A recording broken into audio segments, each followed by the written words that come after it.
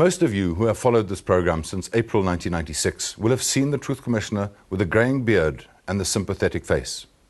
Our Truth Commission profile today is of Dr Fazel Randera, Deputy Chairperson of the Commission's Human Rights Violations Committee.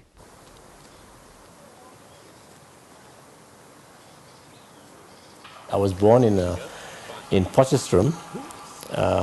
I can't say there's the township, or the Indian township of Potchefstroom, because at that time it was just one area. And in a sense, yes, my early years takes place in that area, because my grandfather, when he came from India, I imagine around 1921, many people actually then started moving out, little places. And there's a place between Potchefstroom and Klerksdorp called New Machawi. It really was just a station with a few houses, and I would imagine when he went, it was completely rural area. And he started his little business there, and my grandmother had 11 children in all. They all grew up in that area. And my father then started working close by. And around the age of 10 or 11, we moved to Johannesburg. Our first little house, I remember, was on the 26th Street of Fitas, Vredendorp. And there were 4 houses. On the other side, there was a shop owned by a Chinese family. And part of my recollection is a lot of people going into that shop, not buying anything, and I kept wondering, now what's going on? And it was really people going to play Fafi. After his family moved to Johannesburg, the young Fazel Randera took up his secondary education at Fortsburg Secondary School. It was here where he later decided the only route to success in his life was medicine. And when he finished his matric, he set off for England. I knew why I wanted to be a doctor. I think in later years when I thought about it, and one clear reason that came through was that if I looked within the confines of my community, and it was quite a narrow community at that stage, the people who seemed to make it were doctors, you know. They were the ones who lived in fairly comfortable homes. They were the ones who could send their children off elsewhere to be educated.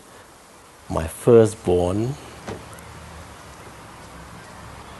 he reflects that sense of confidence, an attitude of wanting to always question, a sense of self.